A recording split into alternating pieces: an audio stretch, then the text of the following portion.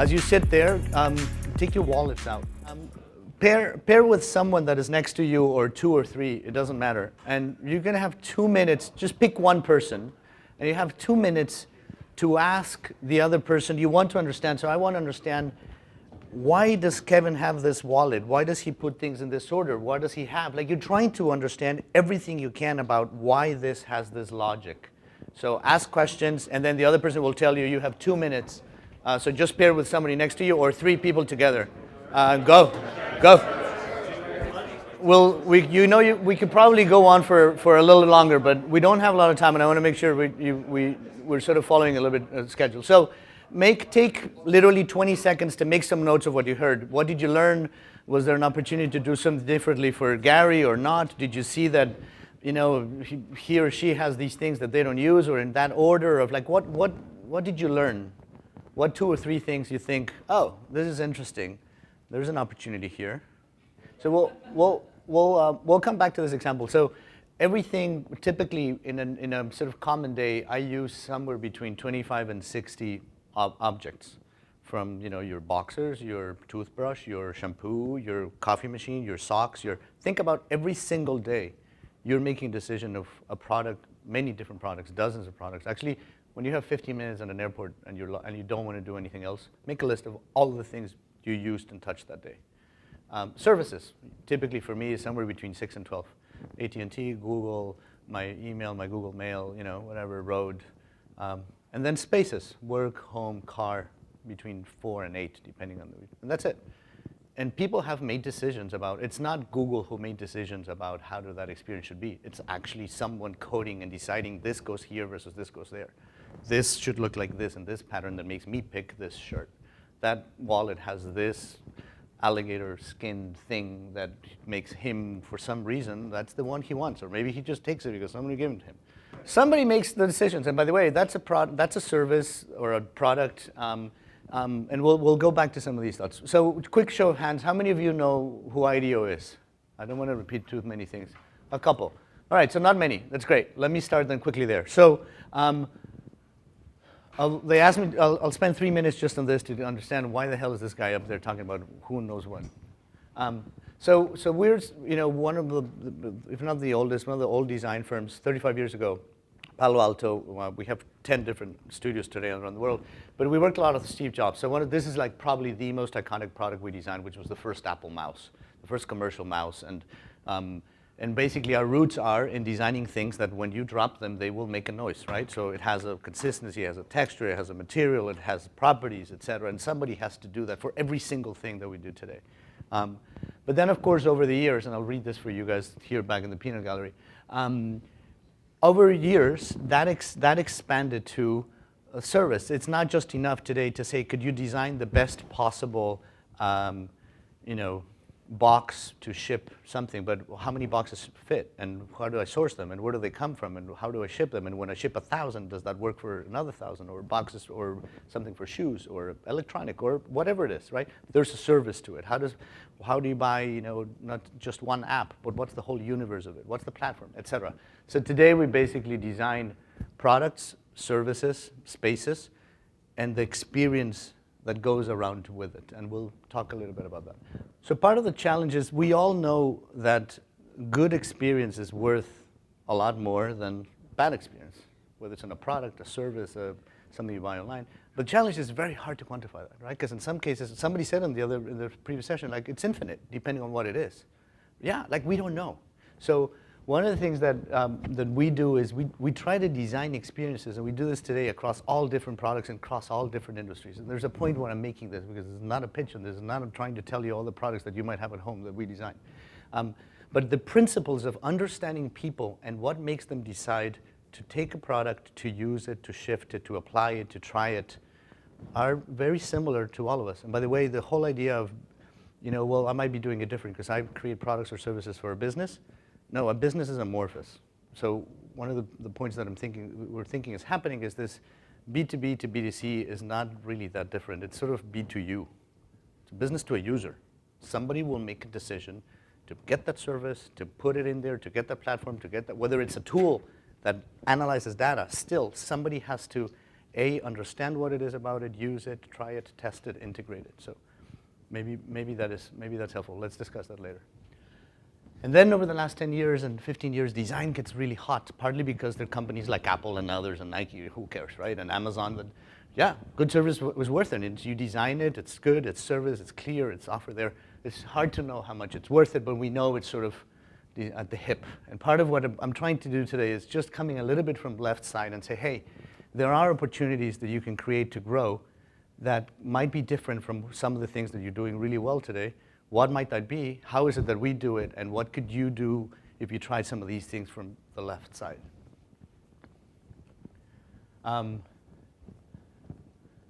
So this is mainly why. I spent a long time at management consulting at BCG, which is a great place, and I learned a lot and many wonderful things. For the most part, the traditional business strategy, thinking, models, tools that we apply, most of us, most of you, is we're trying to figure out how do I best allocate these resources. Hey, we can't launch 9 products, which one should we launch? We can't go after 19 segments, which one should we go? We can't go all geographies, how do we focus on this one? They're very real, obviously, questions that you're trying to answer, right? And you're really good at that. That's partly why you grow. You could almost track that specifically to allocating resources, you have your fund, where do we put them? Both from the perspective of the fund, but the perspective of you running companies, right? What we do in the design world to try to innovating is the other side, which is we're really good at creating new opportunities for growth. So rather than focusing on one or the other, the complement we think is of course really strong. Because if you suddenly see that you have 2 more opportunities, then Alan might think differently and say, hey, hold on, now I need to figure out differently how I'm allocating these resources, because we just created a potential opportunity here that I hadn't considered before. So I can't just decide among the portfolio decisions that I had before, right? How do we do that more often so that we could figure out, are there other learning opportunities to grow that are coming from left side? And that's part of what I just want to share with you today. So how do we do this? We do this partly, we have these 10 different studios around the world with designers, engineers, sociologists, human factors, brand people, a bunch of crazy people from all different walks of life. Which of course many people say they do, and of course that diversity, it matters and it's logical, it's obvious today. But the petri dish in which we live in is as important as these ingredients. So if there's one thing that I learned shifting from management consulting to the world of design, is that it is really hard to innovate and create new growth opportunities in a hierarchical structure. And there are few places that are more hierarchical than banking and consulting, management consulting, right? Because the moment that you don't have a space to deviate and try something else quickly, and what if we try this, what if we try that, we try this, we try this, you're missing all of those opportunities. The opportunity cost is huge, right? The moment you say, hey, this is the analysis we need to focus on this, we're making 2 decisions, and it happens in the middle of the quarter, we're done. So part of what we do in our projects, and obviously some clients are interested more and more to try to figure out, is how do we create either pockets of space, some space in our company, or somehow we would love to have this be part of our culture. Of course it's hard. How do we allow for more of these opportunities to emerge, and what might be required for that? So I'll share some thoughts with you, and we'll have a discussion. Oops, sorry, backward. So some of you have heard of the term design thinking and human-centered design and all of these things. So it's basically the way that IDEO has codified over the years, applying this set of approaches to how do you design something to solving a challenge that has a significant business impact. And we start with people, right? So if we want to redesign the wallet experience for Jakob, I could say, hey, what are all the people that are 45 to 55 in this geography, in New York City, in LA, and what do they do? How much money are they willing to spend on a wallet? Between $25 and $100 of this material. They're all come in black or brown, because most men want it in black and brown. If they're little clutches for women, they come with these little brochures. Like, you can look at that information and be like, okay, I get that, right? And you can try to come up with a new product. But what we're trying to understand first, before we get to the market data and how much does it cost, et cetera, is it's these emotions that we just talked about. Is it about making my own system? Is it about, no, don't let me make my own system, give me a few options, curate it for me so I can quickly get into it? Like, what is it from the human perspective that is going to use it, that is going to take it, that is going to buy it, that we can understand to redesign that? as an example. But software piece, right? We just redesigned out of our studio in Boston the whole platform for how do you apply for citizenship at USCIS. Working with Homeland Security to redesign that monster is super complex, right? Because everybody has a voice. It's all about emotion. It's one of the most emotional moments of your life. I'm putting in my papers to get citizenship in this country, and I don't know what the hell is going on, and when am I going to get it, and who's looking at my papers? Are they looking at my papers? Like, it's anxiety, to the highest possible level, and we don't understand that. And if we don't understand, at what point does somebody say, hey, I don't understand this word, can you translate it for me? The human side of it, we can't redesign the whole digital platform, and the systems, by the way, that go behind it, right? So we start with human, then we say, what are the possible technical ways we could do it? It doesn't matter, right? So David was talking this morning about sort of going diverging first and then converging. Once we identify what is it that more or less we have an idea of what we're trying to do, what are all the possible ways that we could do it? Cost doesn't matter. Does it exist? It doesn't matter. Suppliers doesn't matter. We'll get to that later.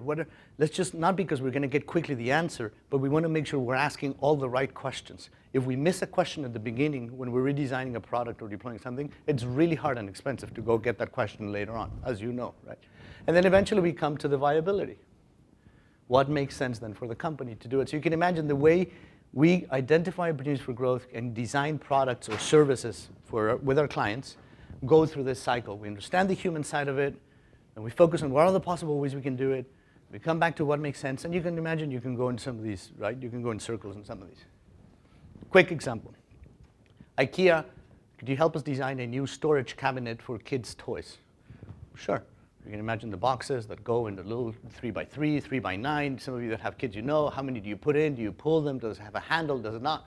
In this case, the design team spent days at the height of children, which means you're under the table, you're on the floor, you're on the ground, you're in the dust, right?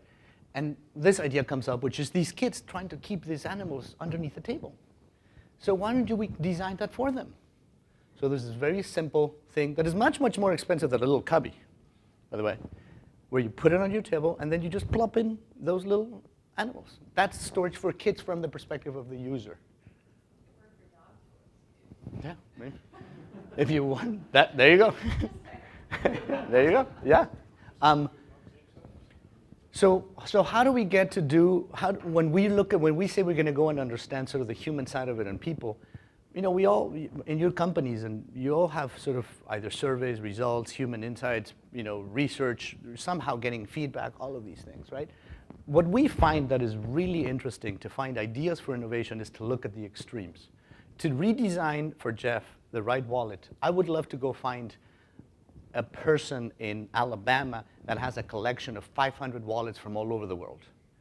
That would be, and spend a day with that person. Like, that would be extremely useful. Buying a report that tells me how many wallets were sold in the US from what, it doesn't give me anything for innovation, right? I'd rather have that one conversation with that person.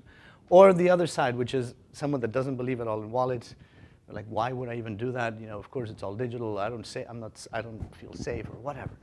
So finding, for us, where we find ideas for innovation come from the extreme users. And it could be in the same industry, it could be another, not from the middle of the curve. Of course there's a point in the middle of the curve is valid to validate a product, to validate the cost, validate how you supply, to shift it. But to get ideas for innovative growth opportunities come from the extremes, in our perspective. Quick example. This is Silas, you might know, is a Swiss kitchen utensil maker, and they gave us the brief, which was redesign their whole line of utensils, 30-something. Each one of them had to have an innovative feature. So I'll share just with you a couple that I find super interesting. This here is a whisk, but the pieces on the top of the whisk don't cross each other. You know what that means? And if you don't, it's fine.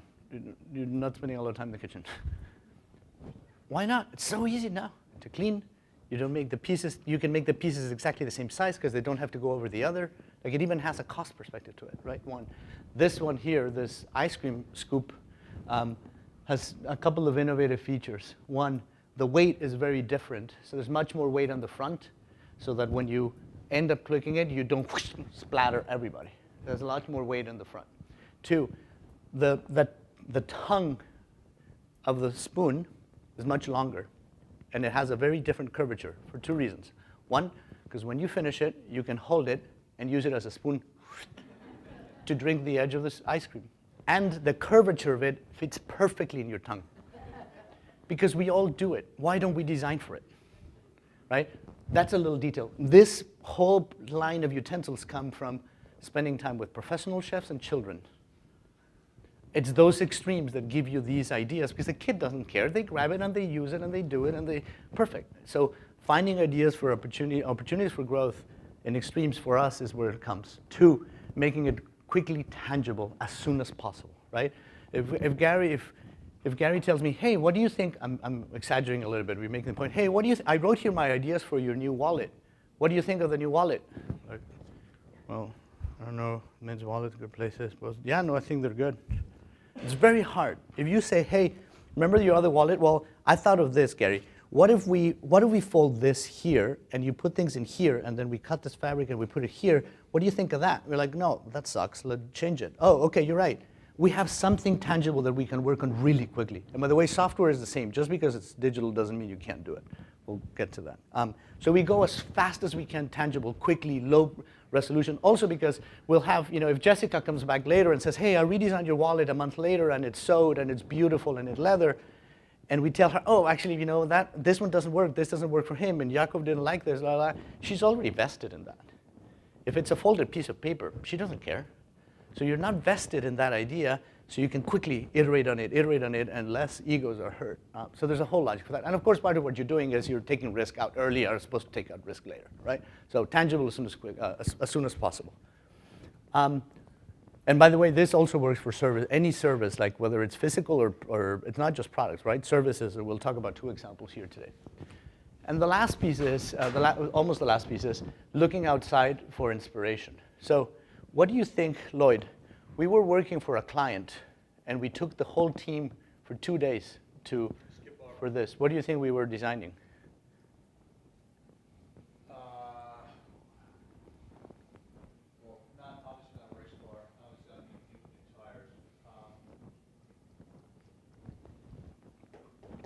new tires. A new Headphones. That could be good. A new operating room for a big hospital.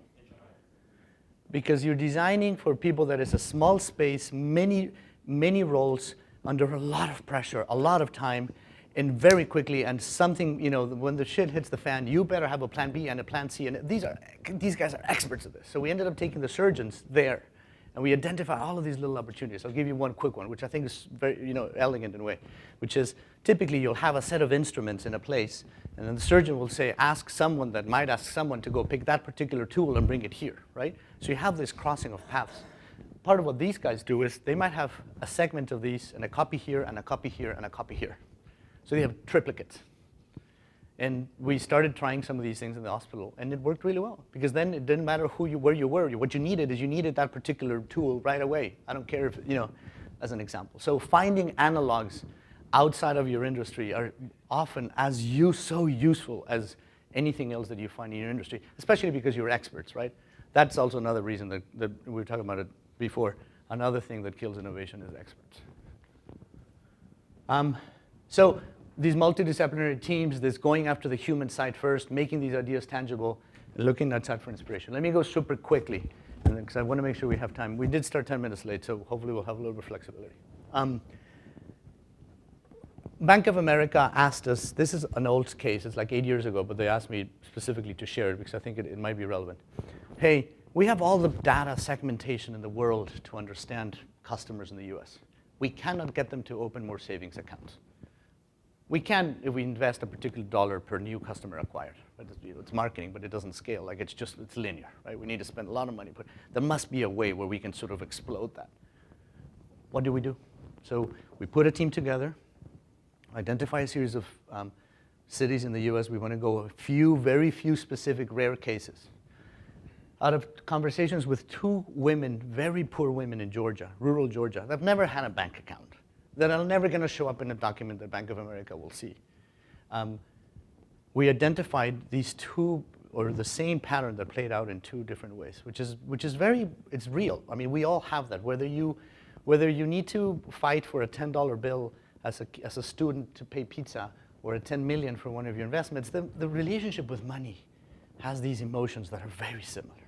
For them, it was every time they got their bill, electricity and water, they would just put in another dollar. Why would you do that? Why would you give the electricity company another dollar? It makes absolutely no sense from the financial standpoint. Why wouldn't you save that and get some interest? It doesn't care. I don't care if it's 1 cent, you're poor. Well, she doesn't have access to that. But it wasn't about the financial side of it. It was about the emotion. I am a little bit ahead. If something goes badly next month, they already owe me a little bit. Now that I have $1 more, I'm going to put it there. There was this emotion of just being slightly ahead, right? So then the question is, hey, how could we use that emotional anchor, add value to it in a way that benefits consumers, but it also benefits the bank? Could we scale this? So we created 12 different concepts for them, and we picked one together with them, which was every single time you use the debit card, it'll round it up for you, and it'll push that off to a savings account for free. By the way, the first year, we'll match it. They're not even asking you to open a bank account. They're actually giving it to you as a perk, right? So Keep the Change is the program that we designed for Bank of America, and you have whatever impact you can imagine, right? From those 2 women, the interview of these 2 women in a rural area, does every project have a case like this? Of course not. But I'm trying to illustrate that identifying extreme users in a particular condition to come up with a new growth opportunity might sometimes pay off really well. Let me share with you the other one. Which is obviously these projects are public, otherwise I couldn't talk about them. Mass Mutual, large insurance company in Massachusetts, and investment groups, et cetera. We're thinking about figuring out, hey, should we have a place to engage people to buy life insurance, young people? Because we don't have that, right? And it's, I don't know, Jonathan, do you know who's your insurance agent? No? Somebody have an insurance agent that you remember his first name? Paul. Paul is an insurance agent. Does somebody have a 16-year-old, 17-year-old, 20, who? Great. What's his name or her name? Richard? Rachel. Rachel. If Paul sits down with Rachel for an hour to try to sell her life insurance, that's going to be really interesting. It's not going to last more than 2 minutes. Like, what the hell are you talking about? Like, why is this person that sells insurance to my dad or the equivalent of my dad or my mom, like, my life has nothing to do with the way that you think of something like, right, life insurance. So how do we create a good experience for Rachel? How do we create an experience for a 22-year-old? What we're really saying and what our client was really asking, which is to their credit, they were very open to this, was how do I engage and build a relationship with a group of people that I don't understand at all? And just because I got a report that says I understand millennials, of course it doesn't, right? I mean, the millennials is one of the most misused misnomers that I think exist out there, like healthcare innovation, but let's not go there. There is no such thing as healthcare innovation. So how do we create for Rachel a really good experience? What matters to her? What matters to the 21-year-old with first job out of college? 25-year-old. Hey, maybe my boyfriend, girlfriend, and I are moving in together. We've never talked about money. Who tells us? Who gives us advice for that? Should I pay my student loan first, or should I put money in my 401k because now I have a job? Like, there is no place.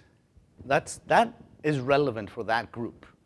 Whether they have life insurance or not is also important, but it comes within a whole set of things.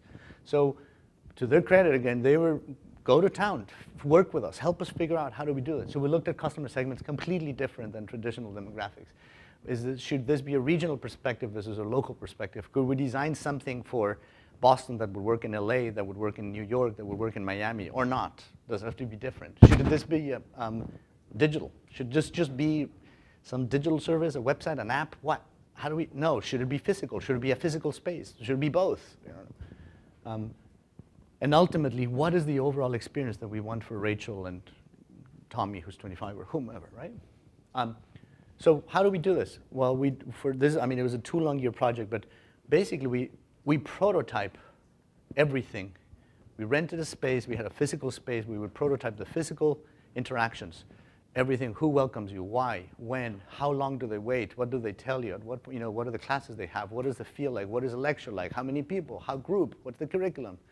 At what point do you pull in an iPad and do you use a sort of some type of a digital something?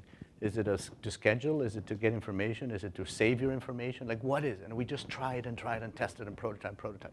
These are the last 4 we did that felt very different to each other, partly because when we're prototyping to the point of the wallet, we would love to start early on to go very extreme. What if it were something that you hang on your neck that is always there? Well, what if it were an electronic tattoo? And what if it were something that is what does a shared wallet mean, that your boyfriend and girlfriend share the same half wallet? I give you you have half, I have half. I don't know. What are extremes? Not because any of those is going to be the answer, but because thinking in those extremes might give us some really good questions that we can find ideas for and iterate. So we did this. We had classes. We brought in dozens and dozens and dozens of people to test it. And we ended up designing Society of Grownups. So Society of Grownups is a space open wherever you're in Boston. It's on Brookline, Washington Square, where it's basically a place. It's a master's program for adulthood. As a 21-year-old, you have a place to go and have advice of, should I put money in my 401k or pay my student loans? But by the way, if you're a 25-year-old and you're having your friends over for dinner, maybe your parents, maybe your boss, you should also know how to pick a good bottle of wine. And it doesn't have to be $200. So let's have a class on wine and investment. Let's have a class of wine and money. How do you put a budget if you live still with 4 roommates, right? Do you sell? Do you buy? Do you rent or do you buy a place, your first condo or not? Where is the space where young people can have that conversation unbiased, where somebody's not selling them a financial product? And so that's basically what we designed. There's a whole digital platform to it. One of the things we learned at the beginning, the team was, half of us I thought that it was going to be physical digital and there was no way out of it, together with some other colleagues. Others thought that it was just physical and others thought it was just digital. And we realized at the end that the opportunities to do them both were really big for this one, especially because it's the first one. Because part of what the client understood is you're going to open this first space, and it has to do 2 things. It has to deliver value in the right experience to those people that are going to come, really, of course, for real. But it also has to be a learning platform for you, because what you're doing is learning from this group. How do you interact with them? What's the tone? How often do you talk to them? How do you bring them back? Do you bring them back? Or do you have them have a great experience and wait for them 15 years later to come later as a different customer? Whatever that is. We designed a whole slew of digital things for investment, et cetera. In this case, what we did is we want to understand very clearly what is the experience we can have for Chelsea. We created a whole series of services. How many people should work there? At what point does somebody come and ask you something versus you look at it yourself online before you get there? There's, of course, the digital piece, which is although, there's a typical website, but there's also financial software, the employee tools. What is it that the employees, what should be the experience for the employees, right? We sometimes think, again, and we've been discussing about this B2B versus B2C is very blurry, and you know about this more than I do, right? Just because it's a B doesn't mean that there's no people making a decision to use it or buy it or not. And that means they're users because they're users everywhere else in their life, right? So this idea of B2U, I think it's much more reflective of what it is that we're seeing now. And then there's a brand, by the way. You cannot have a place that says Mass Mutual for young people and have Chelsea go there. Let's go, what do you mean? And a guy with a suit and a tie? Of course not, right? So it has its own identity, its own brand, its own colors, its own material, its own language. The whole campaign, you have people from all walks of life from this demographic, which means you have a woman who has a gorgeous, beautiful set of tattoos on her hand, and another one has 10 earrings in here. Well, yeah, this is and it doesn't matter if you're insurance or not insurance, and are you trying to be relevant to this group or not, right? So there's this consistency of the design process. So anyway, this is the space today. It's open. That's the photo. It just opened in October. They're learning some interesting things. They have some new people signing up for classes going there. Where is it? Brookline and Washington Square. And the place was important to why and et cetera. I'm supposed to put it downtown and anyway, so understand the human side of it, designing the, very quickly getting tangible, going into extremes to find ideas to create new growth opportunities. Obviously, this turned into a whole new venture, right? I mean, this is sort of a whole new venture. So what I wanted to do is just leave a couple of questions. I know we have like 15 minutes to discuss, which is, I thought these 2 would be interesting, but there might not be, and there might be, we come up with others together. One you're getting information for every one of your products or your new platform, or et cetera. You have some good insight on the user, and by user, again, remember, it's either the customer or the end customer or not. Could you be doing something that is quick, that is, you could do it in a week, you could do it in 3 days, that starts to give you insights in a different way than how you're getting them, right? How do you find extreme cases within your industry or outside of it that could give you some really good signals of, there's a good idea there. And you don't need to spend hundreds of thousands of dollars to go do that research, right? No, it's how do we find 2 or 3 individuals who in my team is going to go do that? Could we be complementing the way that you're identifying the insights of your customers, whether it's B or C users, in a just slightly different way? At least in the work we do, there's a lot of interesting growth opportunities there. Again, we're complementing that you're really good at deciding what to do with these resources you have now with could we create new opportunities that might not necessarily be right there in the portfolio. And the second one is, are there some ideas or concepts that either you started or you have been, your team has on the side, or maybe some people in your team have, but they don't feel like they have the freedom to suddenly go and try them.